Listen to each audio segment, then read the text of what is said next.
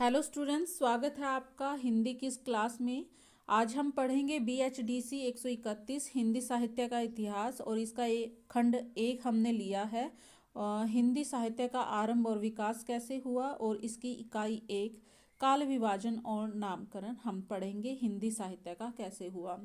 Students, इस YouTube channel पर हम जो भी पढ़ाते हैं वो नोट्स के माध्यम से पढ़ाते हैं ताकि आपको समझने में आसानी हो और आप अपने पेपर को अच्छे से क्लियर कर पाएँ। तो आपसे रिक्वेस्ट है कि आप इस चैनल को ज़्यादा से ज़्यादा शेयर करें इस वीडियो को, ताकि जिसके पास भी ये सब्जेक्ट है उस तक ये पहुंच सके। आइए स्टार्ट करते हैं। हिंदी साहित्य का काल विभाजन, हिंदी साहित्य के इतिहास का काल विभाजन और नामकरण कैसे कैसे हुआ। पहले हम एक क्वेश्चन से शुरू करते हैं। इसका एक क्वेश्चन है, हिंदी साहित्य के काल विभाजन और नामकरण की आवश्यकता क्यों पड़ती है। तो स्टूडेंट्स, जब हम कोई कार्य करते हैं तो वो कार्य हम तभी करते हैं जब हमें उसकी आवश्यकता पड़ती है। हम खाना तभी खाते हैं जब हमें खाने के लिए भूख लगती है। तो इसी तरह हिंदी साहित्य के इतिहास के काल विभाजन और नामकरण की आवश्यकता क्यों पड़ी, क्योंकि कुछ कारण थे। जैसे यहाँ 2 पॉइंट है। नंबर 1 है अध्ययन की सुविधा के लिए। अध्ययन की सुविधा के लिए कैसे? तो काल विभाजन और नामकरण से हमें साहित्य के विभिन्न प्रवृत्तियों, ऐतिहासिक कारकों, सामाजिक और वैचारिक बदलाव को समझने में सुविधा होती है। इससे हम अच्छे से अध्ययन कर पाते हैं। दूसरा पॉइंट है इतिहास को सही ढंग से समझने के लिए। जब भी हमें इतिहास को सही ढंग से समझना हो तो हमें उसका काल विभाजन कर लेना चाहिए। जैसे हम इतिहास पढ़ते हैं, हिस्ट्री पढ़ते हैं, तो हम क्या करते हैं, उसको अलग अलग हिस्सों में बांटा हुआ है कि अब हमें प्राचीन इतिहास पढ़ना है इंडिया का, अब हमें मध्यकालीन इतिहास पढ़ना है, अब हमें आधुनिक इतिहास पढ़ना है। तो इसी तरह हिंदी साहित्य में भी होता है कि हिंदी साहित्य की अध्ययन करने के लिए कि पहले क्या था, हिंदी साहित्य किस ढंग से प्रचलित थी, फिर उसमें क्या क्या प्रवृत्तियां हो रही थी और फिर क्या बदलाव हुए, उसके बाद आज किस रूप में हिंदी है। तो ये सारे बदलाव को समझने के लिए, इतिहास को सही ढंग से समझने के लिए इतिहास के काल विभाजन और उसके नामकरण की आवश्यकता पड़ती है। जब इतिहास की आवश्यकता, काल विभाजन और नामकरण की आवश्यकता पड़ी तो क्या क्या आधार इसके बनाए गए। तो हिंदी साहित्य के काल विभाजन और नामकरण के आधार बनाए गए 4: ऐतिहासिक कालक्रम, साहित्यकार केंद्रित और राष्ट्रीय सामाजिक सांस्कृतिक चेतना और साहित्यिक प्रवृत्ति। 4 आधार बने। हिंदी साहित्य का जो इतिहास है कोई एक विशेष रूढ़ शब्द नहीं है, रूढ़ आधार नहीं है कि सिर्फ उसी के अनुसार ही हमें हिंदी साहित्य का काल विभाजन या उसका नामकरण करना है। जैसे जब काव्य रचना में रीति का विशेष प्रभाव था तो उस समय को क्या बोल दिया गया, रीतिकाल बोल दिया गया। जब भक्ति का अपने चरम सीमा पर थी, जिस समय में, उस समय उस काल का नाम क्या कर दिया गया, भक्ति काल कर दिया गया। तो अलग अलग से आधार बनाए गए। तो यहाँ हम समझ लेते हैं ऐतिहासिक कालक्रम के आधार पर हिंदी साहित्य के इतिहास को 3 भागों में बांटा गया। कौन कौन से भाग? आदिकाल, मध्यकाल और आधुनिक काल। नंबर 2, दूसरा आधार क्या? साहित्यकार केंद्रित। साहित्यकार केंद्रित आधार पे 3 भागों में बांटा गया: भारतेंदु युग, द्विवेदी युग और प्रेमचंद्र प्रसाद युग। तीसरा आधार माना गया राष्ट्रीय सामाजिक सांस्कृतिक चेतना को। जब भक्ति अपनी चरम सीमा पर थी तो उस समय बोल दिया गया भक्ति काल, उस समय को। और फिर नंबर 2 पर है नव जागरण काल, जब सांस्कृतिक चेतना अपना प्रभाव बनाए हुए थी। उसके माध्यम से, कविताओं के रचनाओं के माध्यम से लोगों को जगाने का कार्य हो रहा था, उस काल को नव जागरण काल बोला गया। चौथा नंबर है साहित्य प्रवृत्ति। भी साहित्य में किन चीज़ों का विशेष प्रभाव रहा, उसके हिसाब से साहित्य के इतिहास को 6 भागों में बांटा गया। जब रीति विशेष थी, प्रभावी थी काव्य में, रचना में, तब रीतिकाल नाम रख दिया गया। फिर छायावादी युग आया, फिर प्रगतिवादी युग आया, फिर प्रयोगवादी युग और फिर नई कविता, नई कहानी। ये 6 भाग बांटे गए। ये था हिंदी साहित्य का आधार और उस आधार पर क्या क्या नामकरण हुआ। नेक्स्ट आता है आपका हिंदी साहित्य का काल विभाजन के किसने किसने प्रयास किए। तो जो प्रथम श्रेय जाता है वो जाता है जॉर्ज गियर्सन को। जॉर्ज गियर्सन ने 11 भागों में बांटा हिंदी साहित्य के इतिहास को।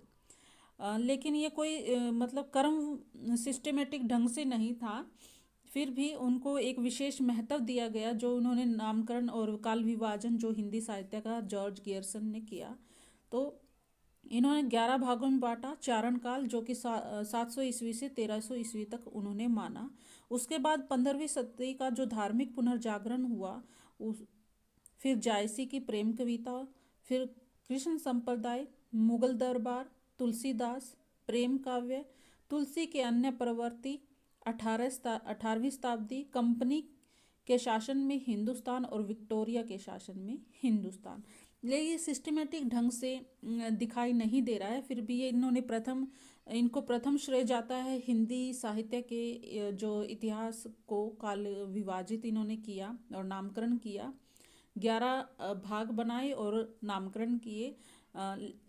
फिर इसके बाद किसने किया? मिश्र बंधुओं ने 5 तरह से हिंदी साहित्य का विभाजन किया, 5 भागों में से बांटा मिश्र बंधुओं ने। सबसे पहले आरंभिक काल में को भी इन्होंने 2 भागों में बांट दिया, पूर्व आरंभिक काल और उत्तर आरंभिक काल। पूर्व आरंभिक काल में को इन्होंने 700 से 1343 विक्रम संवत यानी कि 643 ईस्वी से 1286 ईस्वी तक इन्होंने माना।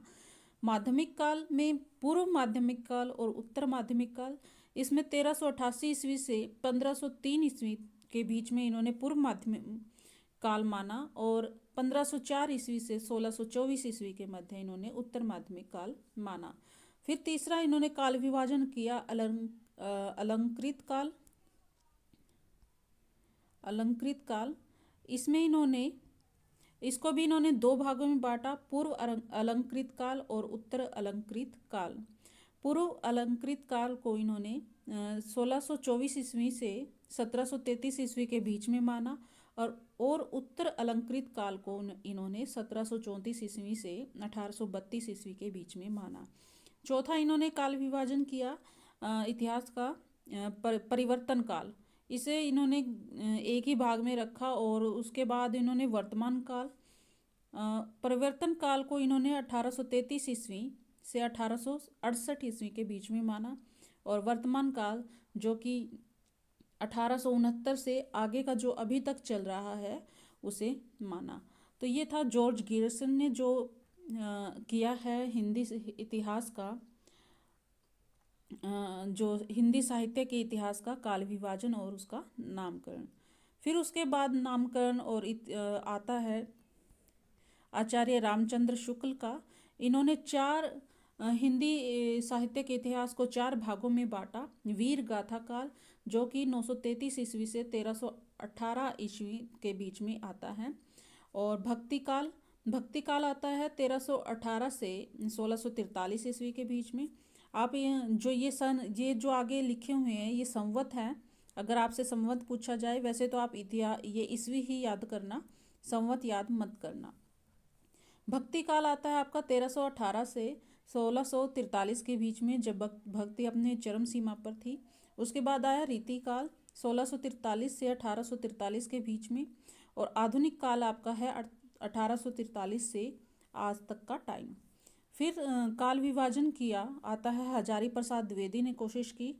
इन्होंने माना इनके द्वारा किया गया काल विभाजन है 4 भागों में इन्होंने बांटा है। आदिकाल जो 1000 ईस्वी से 1400 ईस्वी तक माना है, ये है पूर्व मध्यकाल 1400 ईस्वी से 1700 ईस्वी के बीच में इन्होंने माना। उत्तर मध्यकाल 1700 ईस्वी से 1900 ईस्वी और आधुनिक काल 1900 से आगे। जो थोड़ा बहुत डिफरेंस है इनका, जितने भी अभी तक जो भी काल विभाजन हुए हैं इनके लगभग नाम अलग अलग इन्होंने दिए हैं और जो इन्होंने सन दिए हैं थोड़ा बहुत ही डिफरेंस है समय में। समय वही है, इन्होंने थोड़ा बहुत ही डिफरेंस रखा है, सबका सेम ही है। आगे है डॉक्टर धीरेन्द्र वर्मा, और जो और भी साहित्यकार हुए हैं उन्होंने तीन ही भागों में हिंदी साहित्य के इतिहास को बांटा है, आदिकाल, मध्यकाल और आधुनिक काल। अब ये जो हमने पांच साहित्यकारों को यहाँ पढ़ा है, यदि आपसे पूछ लिया जाए कि विभिन्न इतिहासकारों द्वारा जो काल विभाजन किया गया है हिंदी साहित्य का, तो आप ये नाम इनका अलग अलग से वर्णन दोगे। अगर आपसे पूछ लिया जाए कि हिंदी साहित्य का काल विभाजन बताओ या हिंदी साहित्य को कितने भागों में बांटा गया है, तो हिंदी साहित्य को चार भागों में बांटा गया है। और अगर किसी का नाम लेकर के आ जाए तो उनके द्वारा किया गया काल विभाजन आपको बताना है। तो यहाँ देख लो, काल विभाजन जो हिंदी का है वो चार भागों में है। आदिकाल, आदिकाल आदिकाल माना गया है 10वीं शताब्दी से 14वीं शताब्दी तक। पूर्व मध्यकाल माना गया है 14वीं शताब्दी से 17वीं शताब्दी तक। और उत्तर मध्यकाल माना गया है 17वीं शताब्दी से 19वीं शताब्दी तक। और आधुनिक काल माना गया है 19वीं शताब्दी से अब तक। यहाँ पे कोई विशेष सन नहीं लिखा गया, क्योंकि अलग अलग जो रचनाकार हैं, साहित्यकार हैं, उन्होंने अलग अलग सन दिया है। तो यहाँ पे हिंदी साहित्य का काल है वो शताब्दी से यहाँ पे दिखाया गया है, और सबका लगभग 10वीं शताब्दी से ही सबने शुरू किया है, लेकिन सन अलग अलग बता दिए हैं। ठीक है। और यहाँ पे देखना आपने, आदिकाल और आधुनिक काल को नहीं बांटा गया है। जो उत्तर काल मध्यकाल है उससे दो भागों में बांट दिया गया है। ये मध्यकाल है और इसको दो भागों में बांट दिया गया है, पूर्व मध्यकाल और जो है उत्तर मध्यकाल। तो एक बार फिर से मैं आपको बता देती हूँ, एक बार रिवाइज कर लेते हैं। जो हिंदी साहित्य के इतिहास की आवश्यकता क्यों पड़ती है, यहाँ देखते हैं। क्वेश्चन से हमने शुरू किया था। हिंदी साहित्य के इतिहास के काल विभाजन और नामकरण की आवश्यकता क्यों पड़ती है? अध्ययन की सुविधा के लिए और इतिहास को सही ढंग से समझने के लिए। तो कितने आधार बनाए गए हैं? 4 आधार बनाए गए हैं। ऐतिहासिक कालक्रम के आधार पर 3 भागों में बांटा गया है, आदिकाल, मध्यकाल और आधुनिक काल। साहित्यकार केंद्रित में आता है भारतेंदु युग, द्विवेदी युग और प्रेमचंद्र युग। और राष्ट्रीय सामाजिक सांस्कृतिक चेतना के आधार पर भक्ति काल और नवजागरण काल। और साहित्यिक प्रवृत्ति के आधार पर रीतिकाल, छायावादी, प्रगतिवाद, प्रयोगवाद, नई कविता और नई कहानी। इन सबको हम डिटेल से आगे जब लेसन में ये पॉइंट आएंगे हम डिटेल से पढ़ेंगे भी। नेक्स्ट आता है किस किस ने कोशिश की काल विभाजन करने की। तो सबसे पहले श्रेय किसको जाता है? जॉर्ज गियर्सन को, और इसने 11 भागों में हिंदी साहित्य के इतिहास को बांटा है। उसके बाद अब मिश्र बंधुओं ने कोशिश की, इन्होंने 5 भागों में बांटा और उनके आगे पार्ट बनाए। आरंभिक काल, माध्यमिक काल और अलंकृत काल को इन्होंने आगे 2-2 पार्ट में पूर्व और उत्तर में बांट दिया।